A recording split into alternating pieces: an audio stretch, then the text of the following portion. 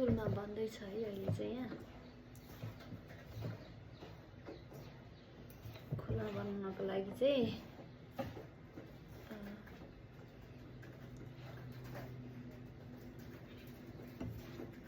एक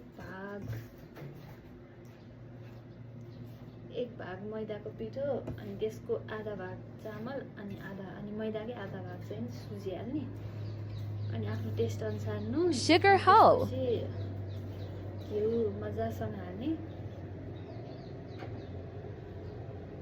अनि आफूलाई मन लाग्छ भने गरम मसला नरिवलहरू सब थोक हाल्ने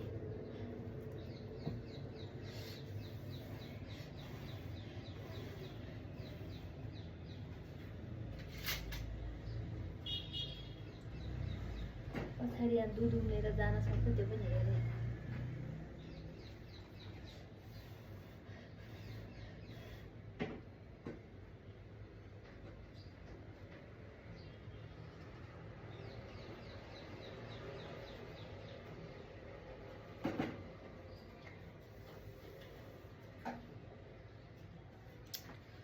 अनि त्यसपछि सबलाई चट्ट लाएर मिक्स गर्ने पिठोलाई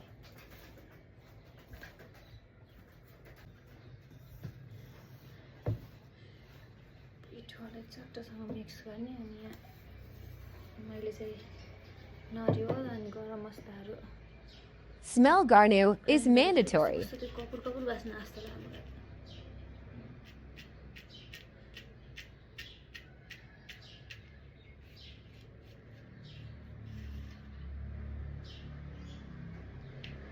यसरी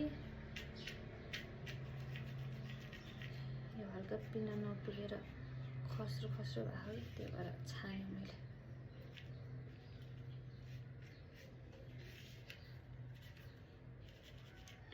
नरिवल अनि ल्वाङ सुकुमेल गरम मसलाहरू दालचिनीहरू यसो हल्का टेस्टको लागि यस्तो हाल्ने अनि त्यसपछि नुन छ नुनले Obsessed with salt. घिउ चाहिँ धेरै हैन त्यही भएर अलिकति मात्रै हाल्ने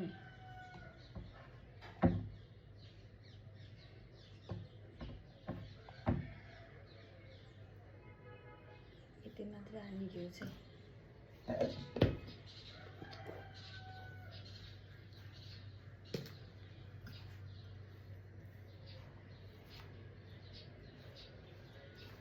मजासँग अनि यो घिउसँग यो पिठोलाई मसाज गर्ने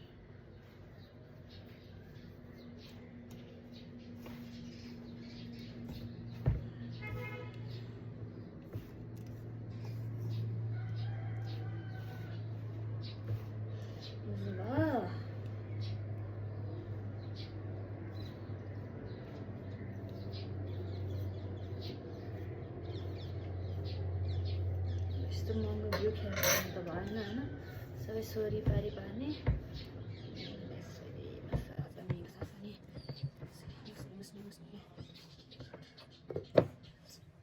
यस्तो खुसी हाल्ने अनि टेबलमा खोलिन्छ त्यो भएर माथि राखेर मुस्ने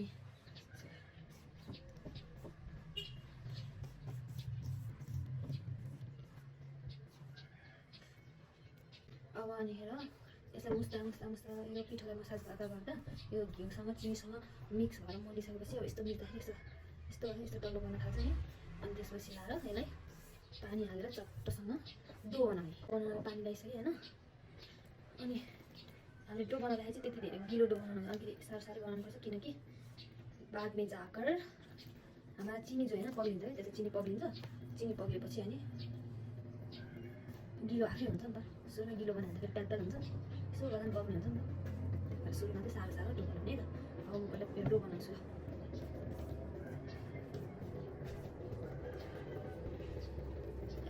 यस्तो टासिसमा कस्तो रिस उठ्छ घिन लागेर आउँछ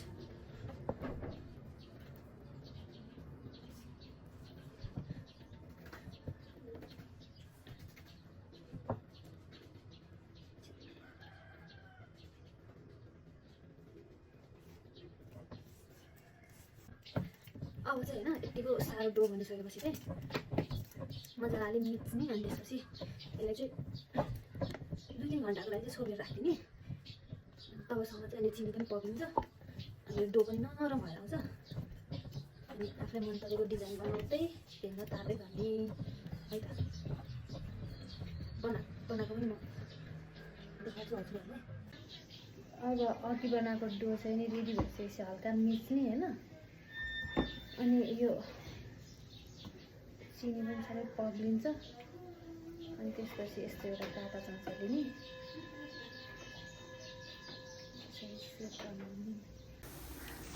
आफूलाई मन लागेको सेपमा यसलाई डिजाइन गरेपछि चाहिँ यसरी फ्राई गर्ने होइन।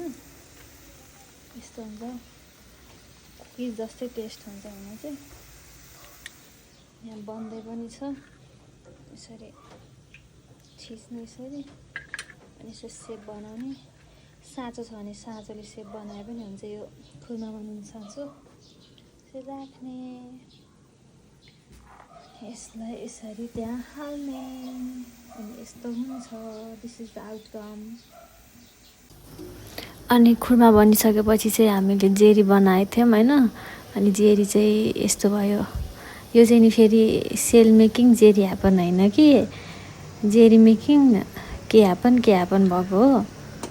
अनि यही हो, जेरी पनि बनाउने ट्राई गऱ्यौँ। फर्स्ट टाइम बनाएको जेरी चाहिँ नि यस्तो भएको छ। जेरी हो कि छेरी भने जस्तो भएको छ।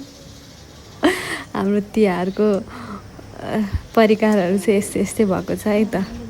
Thank you.